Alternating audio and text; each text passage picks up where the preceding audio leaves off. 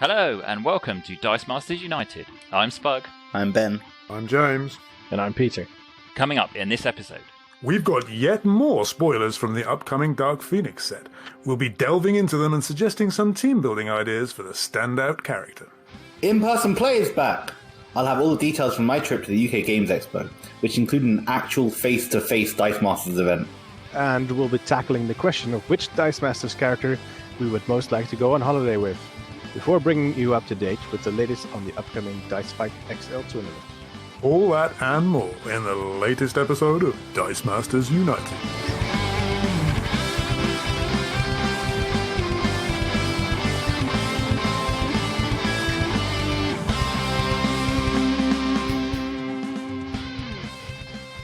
Yep, as James said in the intro, we are very excited to have yet more spoilers courtesy of Jimmy O'Brien from WizKids. Thank you again very much for providing us with a couple of new cards for us to pore over. So we are very pleased to be looking at these. And James, you're going to start us off with the first card, which is a character that we looked at last time, but a new version. What does it say? The first card is Kitty Pryde, just passing through, or, if you're posh, passing through. It's a 2-cost mask with the X-Men and Hellfire Club affiliations. It's got the 2-2 stats, the 3-2 stats, and the 3-3 stats, and its text is infiltrates. Hey! Right? I like that subtitle, though. It's very fitting. Just passing through, yeah. You like a good pun, don't you, Peter? Yes, I do. That is good. It works. Good for a 2-cost. I like Infiltrate. Yeah. 2 costs are always good, aren't they? Yeah, it's just a shame Infiltrate doesn't have that Ricochet anymore, because actually this would be an excellent one to pair with that Ricochet that you prep dice every time you infiltrated. Oh, yeah. Mhm, Yeah. mhm. Or about Angela that makes infiltrators unblockable. Oh, that one. Yeah, that'd be good as well. Oh, yeah. That was from Guardians. Was that from Guardians? Yeah. Yeah. Yeah. You kind of needed both to get the reliable ramp. I was thinking about this the other day. I was going to run it. But they need to go. They need to be unblockable so that you can definitely infiltrate off all of them, right? Yeah, it was really fun with Cosmic Cube as well. Fun. What wasn't fun? Exactly. No, but that was actually a balanced system, Yeah, yeah. right? Though it was quite a good one because it was really strong, but actually wasn't as strong as it, Yeah. It wasn't It just pushed spammy. It didn't feel as cheap. Yeah, It pushed it into competitive rather than pushing it over the top. yeah. Yeah. But I reckon this will, the thing that this has got going for it is that it looks like a decent 2-cost mask. And I know that Peter, among us, is always going to get excited about a 2-cost mask, eh, Peter? This is true. So, do you think you're going to be using this? Doubtful. There are better 2-cost masks in Modern at the moment. It's got tough competition, hasn't it? Yeah. From Danny. I really and- like that 2-2-3-2 field. Free to field though. Yeah. 3-2 is nice, and the 2 affiliations. I wish Bring it. back- Yeah, I don't know. It's interesting to think about it being a rare card as well for what that means for draft. They won't be likely to come up in draft, but this actually would have been a really nice. It would have been a really nice one to have in draft. Yeah, it would. It would. I mean, as James said on a previous episode, we tend to kind of damn things with faint praise by saying this would be good in draft. But it does feel like this would be good in draft because it's a cheap 2-cost with some decent stats and a pretty reasonable ability. So and a little dragon and all. She does have a dragon. yeah, but do we know what that is? That is It's got Lockheed. Lockheed. Yeah. Mm-hmm. Her pet space dragon. All right. Obviously. Who doesn't have a pet space? Yeah. She didn't get that from the local pet store, did she? No. All right. Well, that's Kitty Pryde. James, as you did the last one so well, why don't you have a go at the other one that we've... It's my gift, Spug. It's your superpower. Yes. That and standing up without making too much noise. Moving on. This one is Gambit. Yeah. I don't think we've seen a Gambit card. We did know that the dice was spoiled. It was on a very fuzzy image somewhere outside of the box, I suspect. But it's the first Gambit card. It's I Like Solitaire. Yeah. It's the uncommon. He's a 5-cost mask with the X-Men affiliation. And he's got almost identical dice, just a little bit lighter than they used to be, whenever it was. And he's got horrible fielding, 1-1-2, and not exciting stats. But I think the text is probably the important thing. That's what I'm here for. So when fielded, if you have fielded no other character dice this turn, re-roll all opposing character dice. Move any that roll on an energy face to their used pile. You may not field any more character dice this turn. Did you say re-roll all opposing character dice, James? I did, Spug. I did say re-roll all opposing character dice. Flippin' heck. What do we think? Yeah, I mean, pretty fantastic, isn't it? I mean, this is exciting. I think the reason you said all was because all these abilities so far have been limited to either like level 1s or level 2s or, the level 3 one that you roll level 3s at some point. Yeah. But all of them is pretty nice. And it's not even just re-roll them, it's go to use as well. Yeah, I know. Yeah. That is really painful. Peter, are you getting some... are your brutal. brewing juices starting to flow with this? Yes, this definitely has potential. No, the brewing juice is a bit creepy, isn't it? I was conjuring up some horrible images there. Well, it's like a wizard, brewing potions and, using juice. Anyway, go on. Peter, tell us what you think about it. That's what I want to know. I mean, I always liked that Storm back in the day that would re-roll all of the opposing dice when she attacked, and she sent them to prep. Right. But this one sends them to use, so that is so nice to have. I mean, that's a bit of a downside that he's the only character that you're allowed to field on that turn, basically. But it has some serious potential to mess up your opponent's bag, something fierce, for sure, and wipe their board. Oh yeah, for sure. Yeah, I mean, obviously, things that can't re-roll are tokens. So anyone who's got God Catchers or any of that, those monsters. You and your bleeding sentinels. Oh yes. Yeah, he's not very good against sentinels. No, but he will. He never was. I mean, sidekicks. That's interesting. That's a little bit of theme, isn't it? I suppose. Oh, well, you referring to the cartoon? Yeah. Spoiler alert. And so you can't reroll tokens. Is there anything else, Bug? There's the odd character like super rare Ms. Marvel or something, which no one will ever have. So that's okay. There's a few cards that you can't be rerolled and stuff. Yeah. I suppose what we've been thinking about is are there going to be ways around his kind of text? We were just kind of chatting about this. Are there ways that you can maybe circumvent some of the limitations in this card, do we think?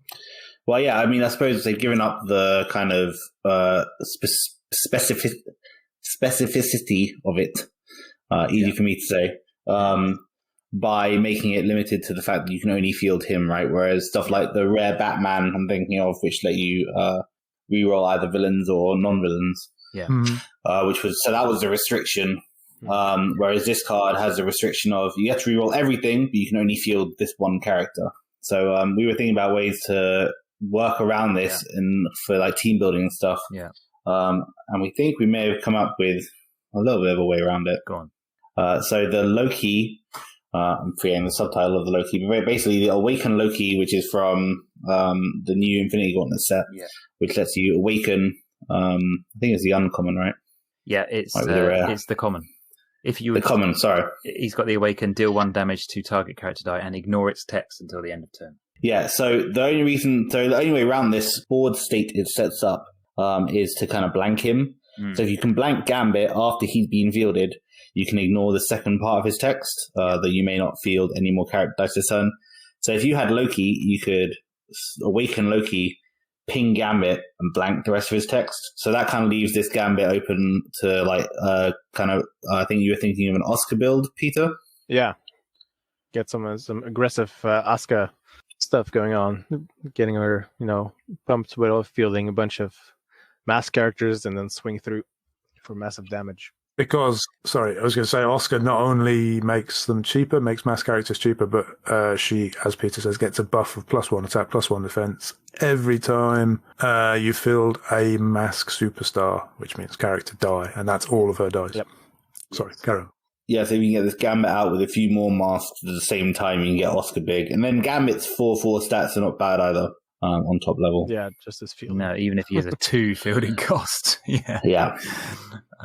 Which is a bit painful. Because I guess the problem with this Gambit is it's not a win condition and isn't in and of itself, right? It's a board clearer. Yeah. It doesn't guarantee a win just by fielding it by itself. No, you're going to need some other stuff because he's not big enough, is he, to do enough damage on his own, obviously. So, slightly less convoluted way, not involving Loki, might be just to have a board before you field it. Yeah. That's true as well. But then you can't get the Oscar pump, which is... No, that's true, yeah. But if you had a couple of, gold catchers or something, or like an army of sentinels, for example. Yeah. Yeah, it's a shame there's not an Adam Warlock type effect that lets you double the when fielded effect just to guarantee that those characters roll out. Just to guarantee your opponent cries. Well, it's kind of like, it reminds me of the Green Devil mask. Yeah. Yeah. Double Green Devil. Yeah, getting double of those was really good. Go on. Reroll them all. Reroll them all. Put them in used. Okay, now do it again. Yeah, exactly. Because, I mean, you do still give your opponent a 50-50 chance of rolling most characters back in. Yeah. Why this is good is it stops the psychic walls that we're bound to see with all the tokens running around.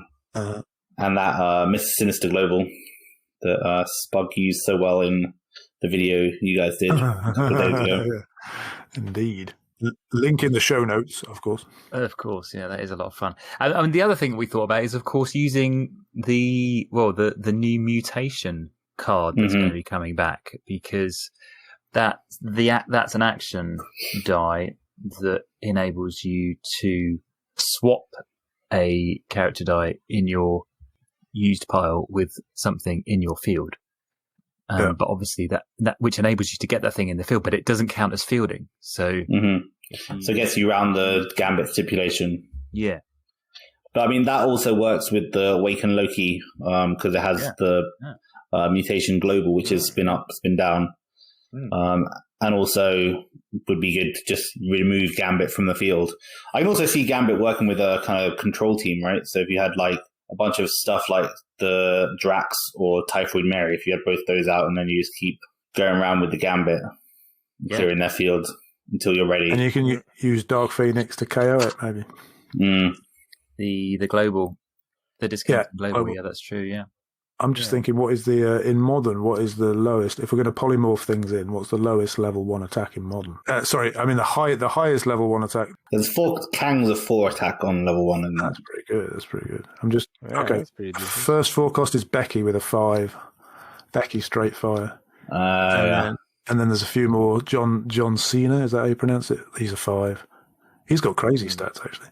And you probably never want to actually pay his fielding costs, so polymorph would be quite good for him. That's interesting. No, Kang fits in with the mask. That's true. Doctor Strange also mask. 4 cost Doctor Strange. I suppose the lowest level 1 attack stats are Godcatcher tokens, right? Yeah, exactly. But you can't swap them in.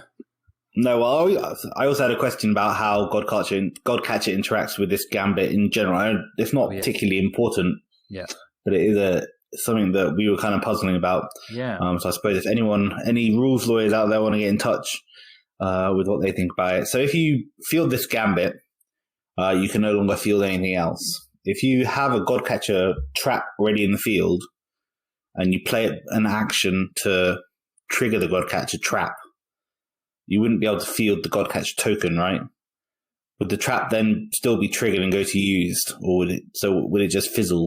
Or would you be able to field the token, or would you just not be able to play that action? Peter. I don't know. I would think that the Godcatcher would trigger, but then it wouldn't allow you to field the token, and then it would just go to used. Go to used. And can we break that? I guess is the follow-up question to that. Is there a way to like make you not triggering Godcatcher be really good somehow? I'm quite good at not triggering Godcatcher. That's pretty much it's my speciality. Just don't roll any actions. I don't need any gambit for that. I mean, the easy way around it is just to play all your. Well, I suppose you can't because then you can't field gambit if you field anything else. No, that's right. I have another question though, because the master mode doesn't actually say you field the tokens, right? Right, yeah. So if you were to attack with the master mode, you would still get a token.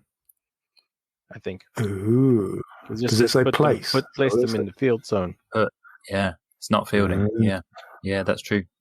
There you have it. Yeah, That makes sense. Gambit and master mode, friends forever. I mean, that does seem to be the way this is going. Yeah. Yeah. Place a sentinel token with 5 attack and 5 defense in the field zone. Yep. There you go. That's what you want to do. Although you wouldn't be able to attack with that sentinel token after it's just attacked. No, that's right. Yeah, but you still have blockers left. Yeah, you would, I suppose. which is really cool. Yeah. Like you keep spamming them. Who would do that? Who would do such a thing? Good Lord, what sort of low character would you have to be? Really, this card is particularly worrying in that it will clear walls of sidekicks, which are the best way to defend against Master Mold. Yeah, definitely. So it's a really good ability, really good card. It'll be interesting to see if it sees play because we do have a kind of similar ability already in the meta that no one ever uses or talks about, which is the Malignant Plague Caster, which is a miasma of pestilence. I love those. I know. 5-cost bolt. When fielded, reroll each opposing level 1 or 2 character die. Clear any dice that roll energy face and return the rest to the field zone. Your opponent may pay 1 energy per character die to ignore this ability in its entirety for that character. So it's not as good because your opponent can get around it. KOs. And it's KO, isn't it? And it's KO rather than center use. But that's not seeing any play when it could. I mean, maybe it should be. Make it a thing. Well, there's Gambit. We think that's going to be pretty fun. And I mean, I don't know if that's necessarily going to be top level competitive at this point, but it definitely looks like it's going to be a lot of fun to play with. Anything that just completely has the possibility of totally blowing up your opponent's field is definitely going to be fun to play with, and is going to lead to some crazy kind of Hail Mary moments, probably, I should imagine. So the Uncommon Gambit, definitely one to look out for. All right, is there anything else that anybody wants to mention, or shall we move on to the next segment? Let's crack on. Let's crack on.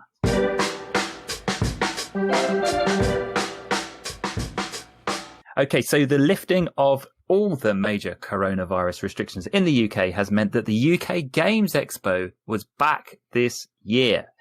So we are on the lookout for a fresh-faced board gaming keeney to bring us all of the action as the UK's largest tabletop gaming convention returned after a year's hiatus.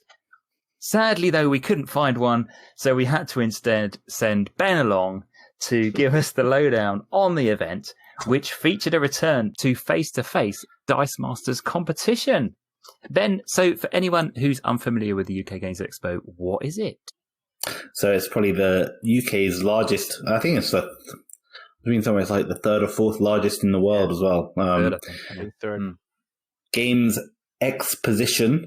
Is that what Expo stands for? I guess so. It's a convention. Yeah, it's a big convention. Lots of games traders, demoers, tournaments, and all around gaming festivities. Yeah, happen in one area in Birmingham, in the UK.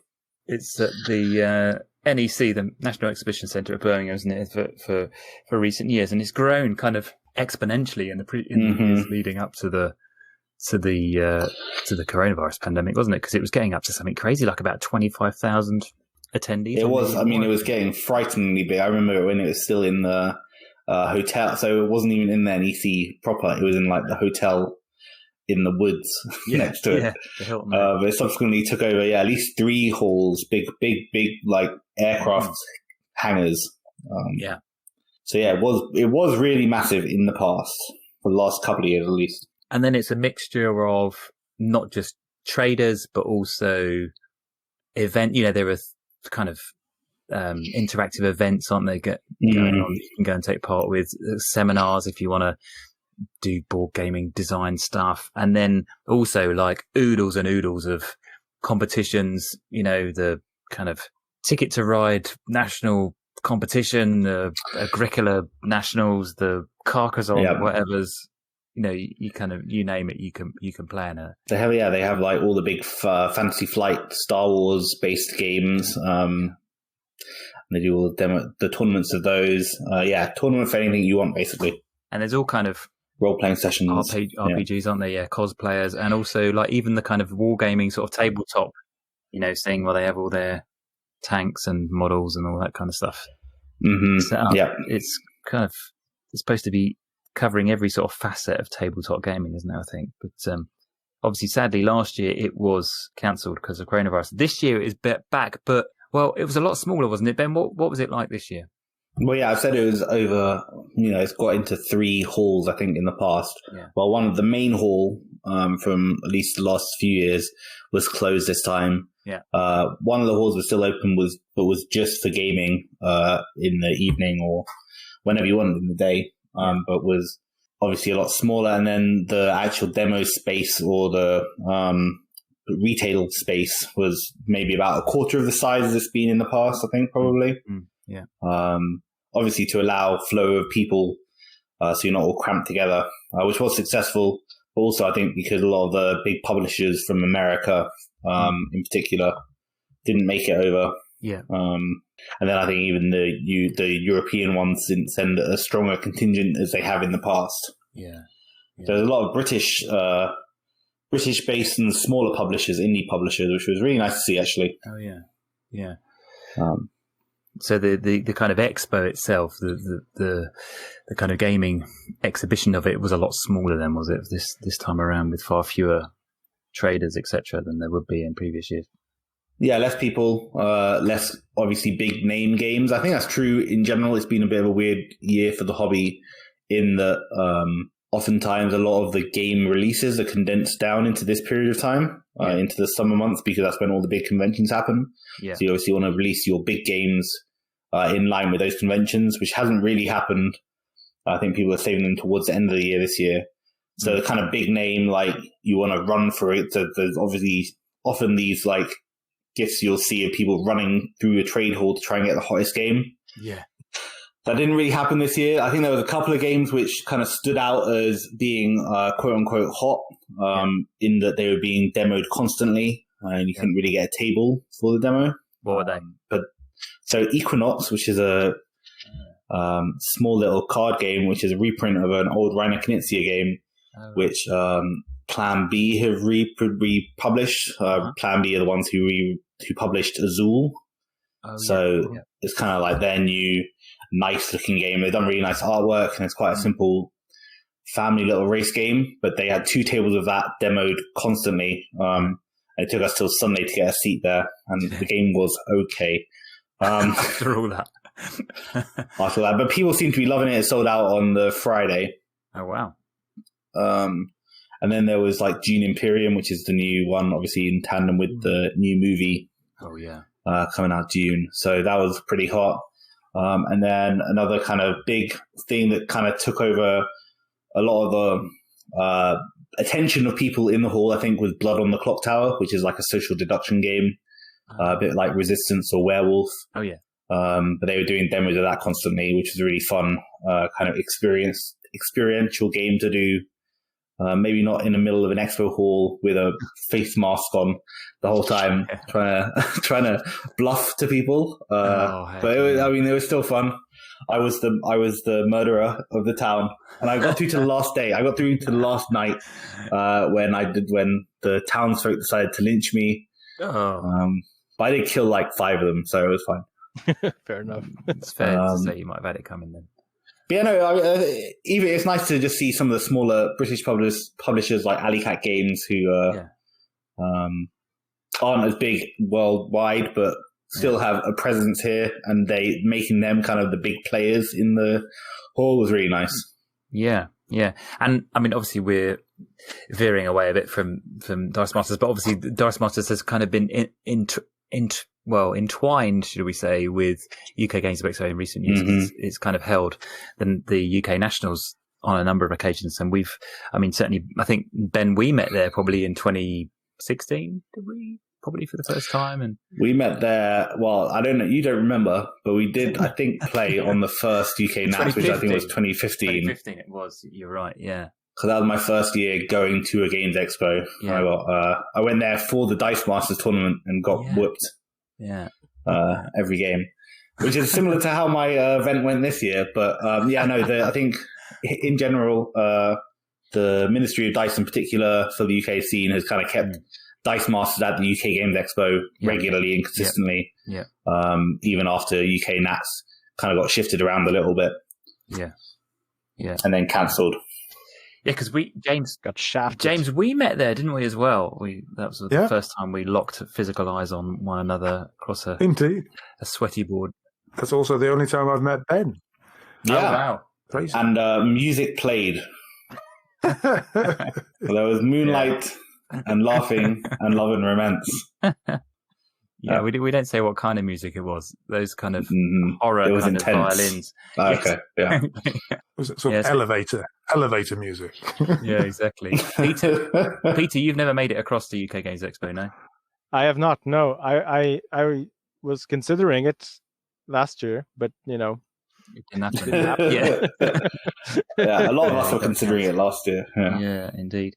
So how did you find the overall experience this time, Ben? In terms of all the restrictions, masks and spacing and all that kind of stuff in a smaller event, what was your sort of take on it?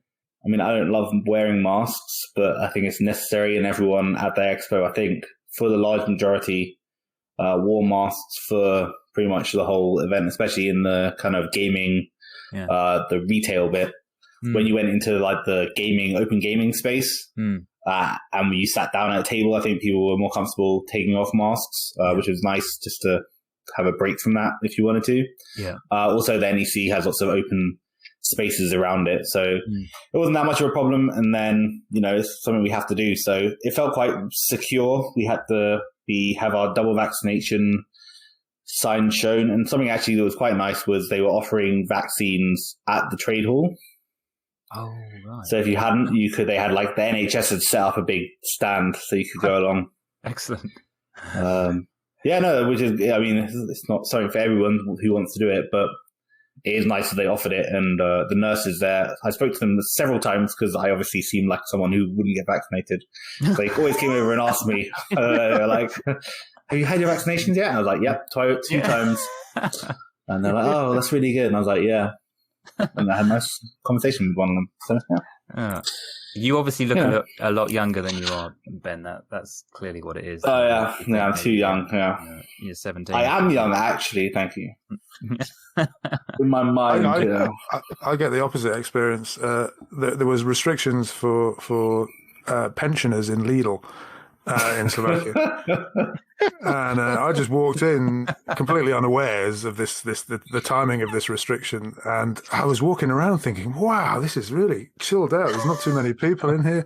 It's fantastic." And then my wife catches up with me. She's been somewhere else, and she comes later. And she walks up to me in the shop and says, "All right, Grandad," and proceeds to explain that she was stopped by the security guard on the way in and said, "You can't come in. You're not 60 odd," but apparently he didn't think to question me. Wow. Did you get a young scout offering to help you cross the road when you went out afterwards as well? Let me help you with that, Grandad. Yes, lovely. Excellent. So what were your, again, just kind of slightly away from the Dice Masters front, what were your sort of standout games that you played over the course of the weekend, Ben?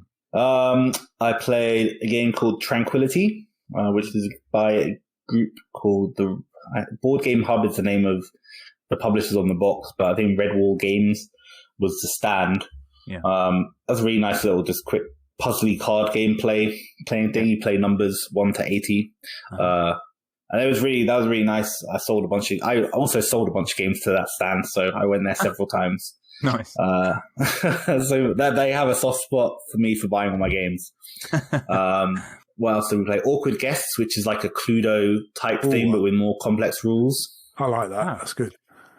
Yeah, yes, it was really good. It was a really good demo. I like the design aesthetic as well. It's all sepia.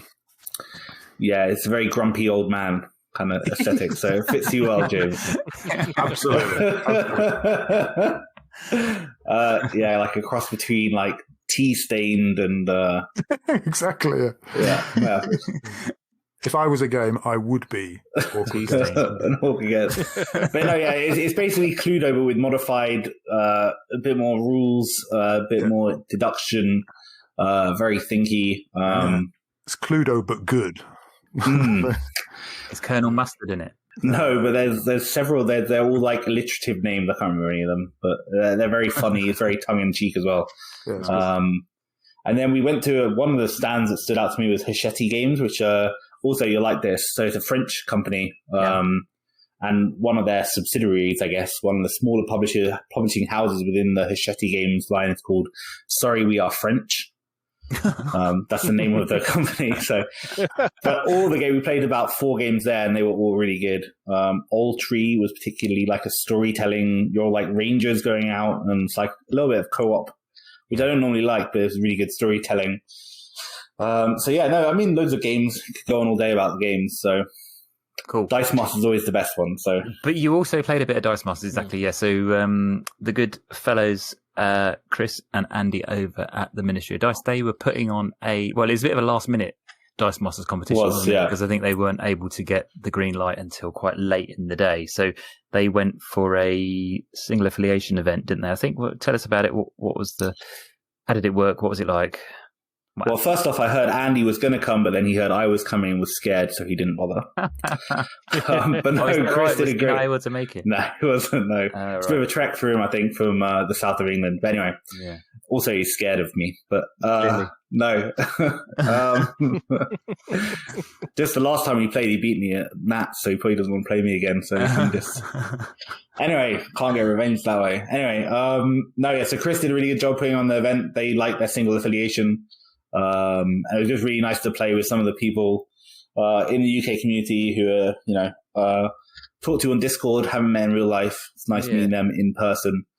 And then the event itself was really good. There was quite a lot of highlights for a single affiliation. I mean, I think I went a bit too relaxed, shall we say. I took a lot of amazing Spider-Man and Spider Friends and lost pretty much every game I played.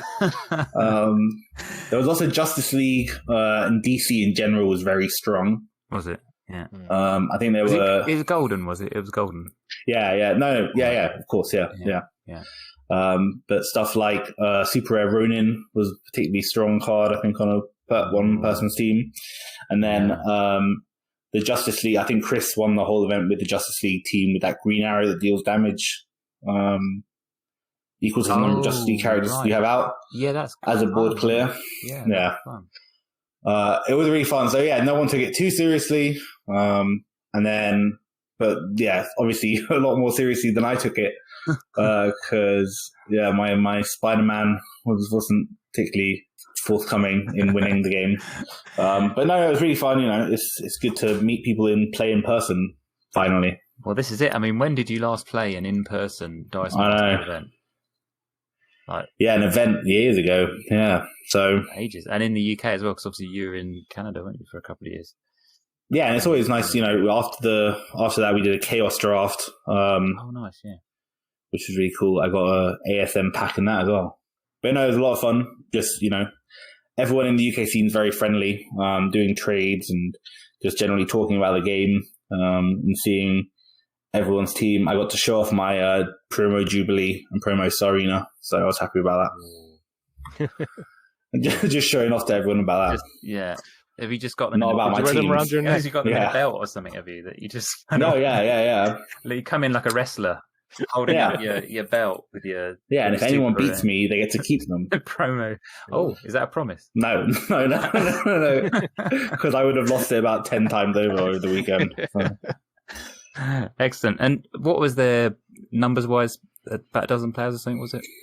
Less than that, I think. I think 9 overall. Okay. Yeah, but all kind of last minute, and obviously you'd have. I think it was basically whoever was going to go or whoever, because we were already going, so it was easy for me to just sign up. But next time hopefully we'll get some more warning. Yeah. Yeah, I mean, obviously, it sounds like they were wanting to publicise it as soon as they could, but they just couldn't get the green light from the UK itself, I think, because they'd been quite cautious about what events could go ahead. But yeah, definitely it's good that we've got some in-person events back. I mean, I'm intrigued to see what this is going to mean for the online tournament scene, because obviously it's got quite thriving, really, hasn't it, in a way, over the last sort of 18 months. We've had kind of unofficial online worlds. We've had a bunch of other kind of tournaments that people on both sides of the Atlantic have been able to take part in. It'd be interesting to see what happens now. Now we get a few more in-person events starting up, whether the online Dice Master scene will persist as strongly as it has been. It'll just end up being me begging with strangers to play with me. You will have to leave the house at some point, James. That's what you think. If you want to play Dice Masters again. Yeah. No. No. No. I'm quite happy online. I think, unlike most people, I actually prefer playing online. I don't really like face-to-face that much, to be honest. We need to have Euronats again so I can win that as well.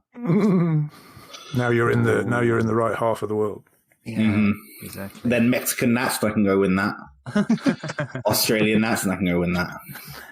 Yeah, with all the Nats. It's a tough gig. Euronats is a tough gig, I can tell you. Oh, don't die! Yeah, there are some good players out there.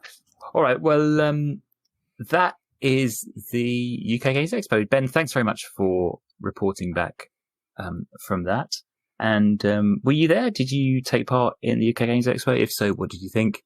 Did you play in the competition? Did you thrash Ben?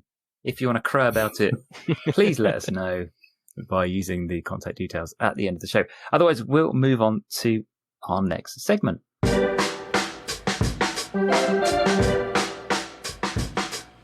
Okay, well, summer season is well and truly upon us, and James is already on his enormous summer break, aren't you, James, I think? I am, yeah. But it seems to be quite substantially more stressful than when I'm not on a break. So we thought we'd have a little bit of fun and talk a bit about the age-old question of which Dice Masters character would you most like to take on holiday with you? I don't know what people have been thinking about this, but we've all been having a bit of a think, and we've been reflecting on which character would be best to take with us. And what answers have we got? Who wants to go first? Nobody.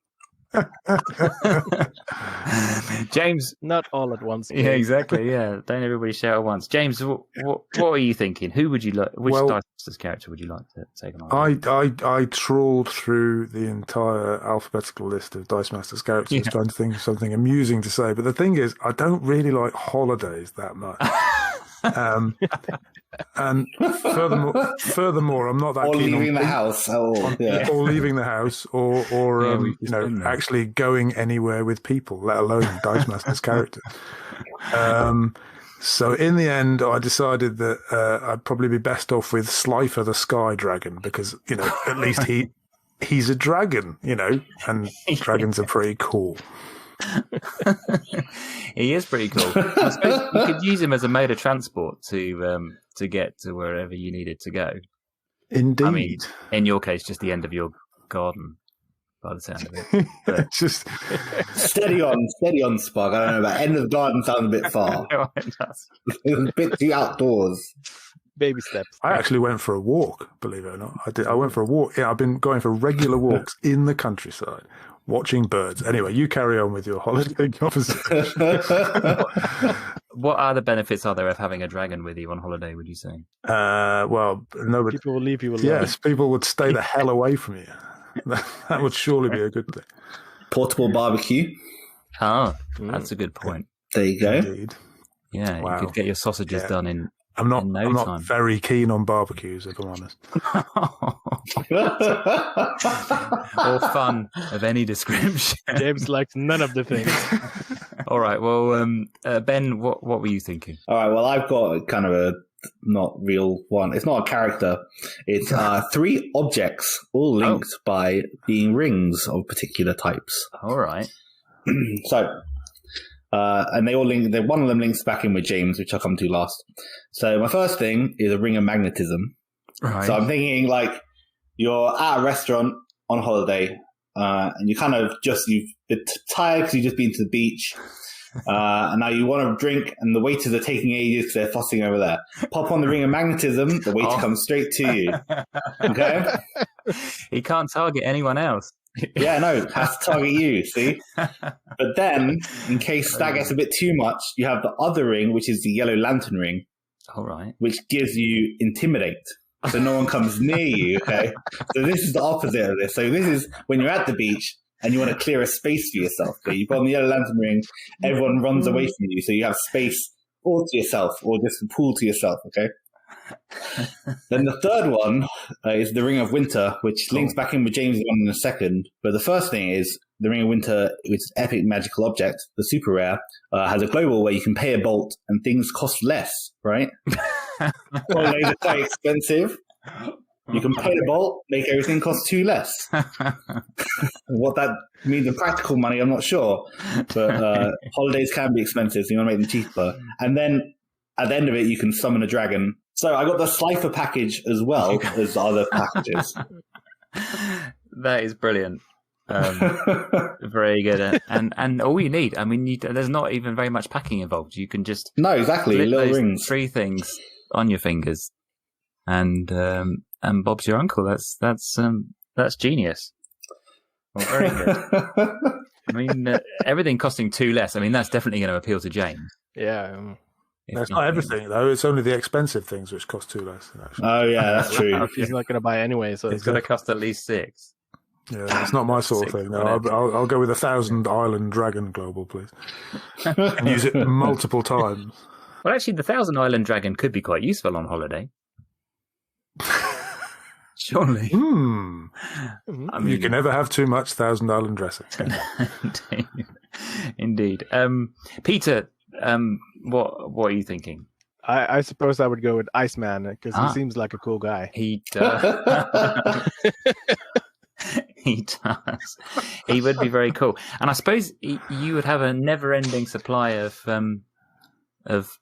ice cubes for your drinks and that kind of thing. Which because I don't really like heat, so he could keep me cool, and get me ice cream and ice cubes and stuff. Isn't there a joke, something along the lines of why did the mushroom go to the party? I don't know, James. Because he's a fun guy. He's a fun guy to be with. Come on, Spud. Where are your dad jokes? Oh dear, that's disgraceful. What about the whole taking damage and dealing it to your opponent instead? Does that translate to any kind of? Yes. Yeah. So if someone annoys me, I'll just punch Iceman and then kill them. Yeah. just kill them. Okay. No freezing. No freezing. Just kill. Yeah, I like it. I like where you're coming from. Going to some kind of dark places now. I wasn't really expecting this. Bug was all sort of, we can have, we can have a nice holiday with some superheroes. No, we're going to punch Iceman. He's going to kill everyone.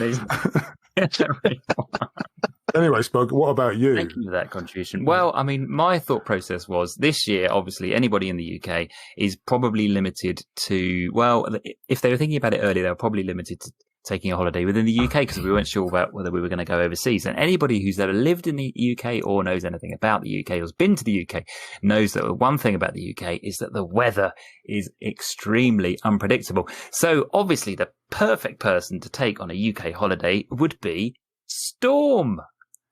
Because what can she do? She can control the weather. And clearly, any time it got a bit cloudy or it started raining or it was a bit chilly. I thought you have quite enough storms already, surely. No, but she can send them packing. That's the thing. So you can guarantee that, whatever happens, she can make the sunshine for you. Indeed. So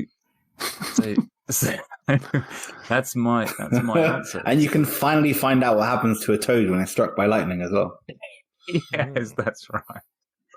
You know, I've had another thought is Sandman would be a good one. Because, when you're on the beach, sand is literally the worst thing in the world. Yes. So all you do is Sandman's your mate, So when you get back to the hotel, you just ask Sandman to clean you off. I don't like where this is going. Okay. So then I suppose it depends if you're like going on holiday that's already been booked, or the person will help you get on the holiday, because Doctor Strange or any of the time traveling like Kangs or Iron Lad or any of the time travel-y, timey-wimey people would be good. They would be good. You could just step straight into your hotel room without having to face the nightmare of getting to the airport or going on the airplane or any of that nonsense. And you go anywhere in time as well as anywhere on the planet. Oh, heck. Which is kind of cool.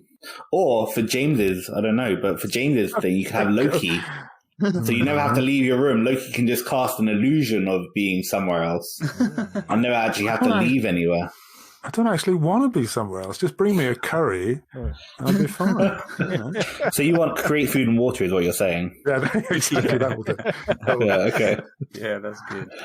That's good. I mean, Nightcrawler clearly would also fit that bill, because he could just kind of bamf and just teleport you wherever you want Back to go. to Victorian London. Terrible smell of brimstone constantly. To really put you off.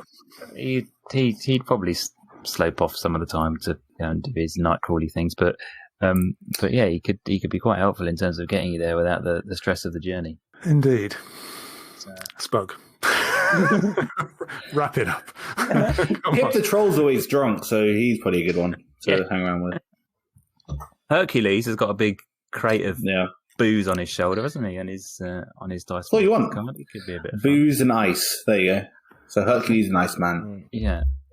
And then obviously Alfred. James. I think James would definitely take Alfred with him. Mm-hmm. He's he could bring him.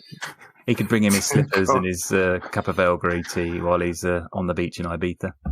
I'm going to take a machete to this in post-production. Okay, well, shall we wrap it up? Who would be your perfect Dice Masters holiday companion? Do let us know by using the contact details at the end of the show. But with that, we'll move on to the next segment.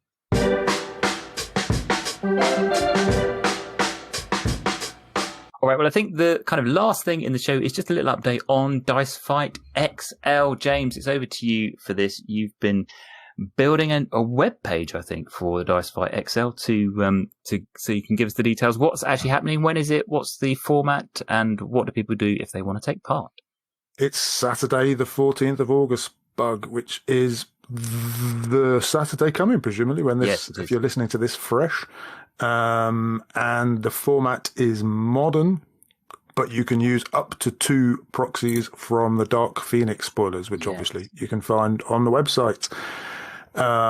It'll be, well, it depends how many people there are. Don't know how many people will be, but we'll have 3, 4 or 5 rounds, and it'll be sort of Dice Fight style. So we'll have 35 minutes, and at time, there will be no turns, and the person with the highest life wins. And if it's equal life, which is pretty unlikely, it doesn't happen very often, but that will be a tie. And it'll be Swiss, so there'll be no cut or anything, no elimination. And we'll just check out the new modern meta, or at least sample, because we can't use all the cards, but a little sampling of Dark Phoenix, I think, will be quite fun. And I should say the time probably. It's at 4 p.m. in Slovakia, which I think is 3 p.m. in the UK. Indeed.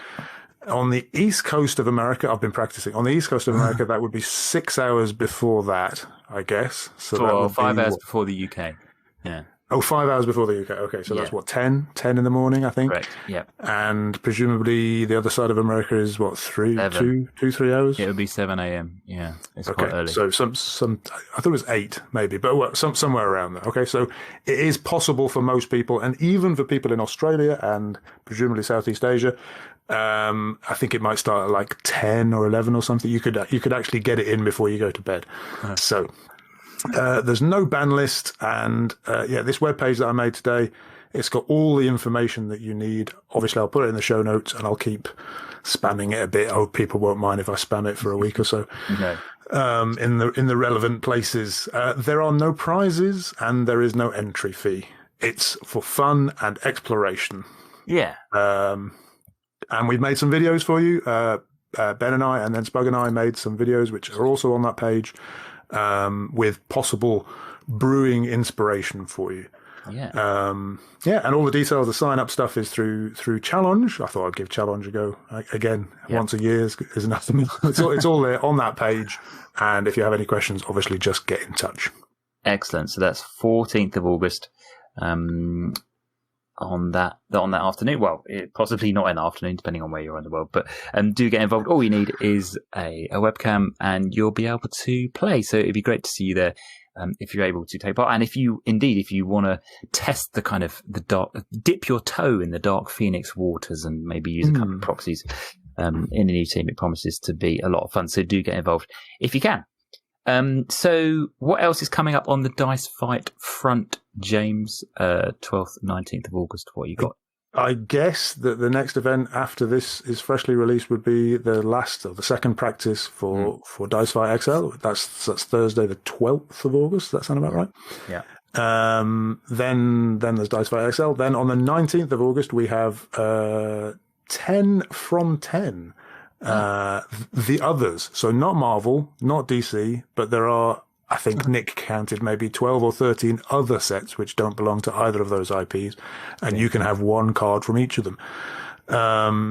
And then on the last Thursday of the month, which is the 26th, we have, I've slated, I had a green event slated and I wasn't sure what it would be, but I'm going to make it fisticuffs because I quite like that. I don't know if we're having a bit of a summer lull, it has to be said, in Dice Fight. I mean, and it does happen. It happens every year, but we could definitely do with some more numbers. So please do come and play. Come and play. This particular event is very suitable for beginners. It's I've labelled it as a dice school, which is supposed to be like really, really very suitable for people who've never played online or hardly played much themselves. But all our events, people are nice. Basically, everybody who plays is nice, and well, except Ben, obviously. No matter what the colour. People are nice people, and if they know that you're a new player, obviously they're not gonna tear you apart. They're just gonna be nice. So come and play. I will. Except Ed. No, really. Try not to play with them. Yeah, or just hope that he's playing his amazing Spider Friends team. And then I won't pair you. I'll avoid pairing you with. No. He's actually. I'm lovely to play. He's very nice and helpful. You would be surprised to hear. Excellent. All right, so that's that's 9 p.m. UK time, isn't it? On those Thursdays, 10 p.m. Central European time, and obviously something earlier in the day if you're across the other side of the pond.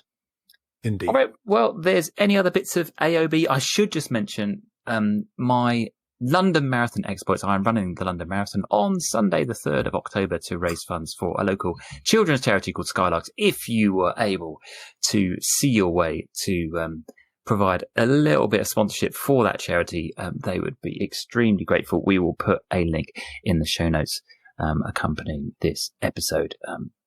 Well, that is it for our show. What did you think of our holiday ideas? Which character would you most like to go on holiday with, even indeed if that makes the cut once James starts brutally editing this, this podcast? You might be wondering what the heck I'm talking about. What do you think of the new spoilers? Indeed, what do you think of the Godcatcher versus Gambit question? Any rules lawyers out there, please do let us know whether you think what you think would happen in that circumstance. If you've enjoyed the show, it would be great if you could leave a lovely review using your favourite podcast app. Don't forget to like and subscribe, and then you will be the first to know about when there's a new episode. If you want to get in touch, you can drop us an email. James, the address is hello@dmunited.eu. Brilliant. It's been great to have you with us. Thank you for your company, and we will see you again next time. Bye-bye. Bye-bye. So long. And farewell.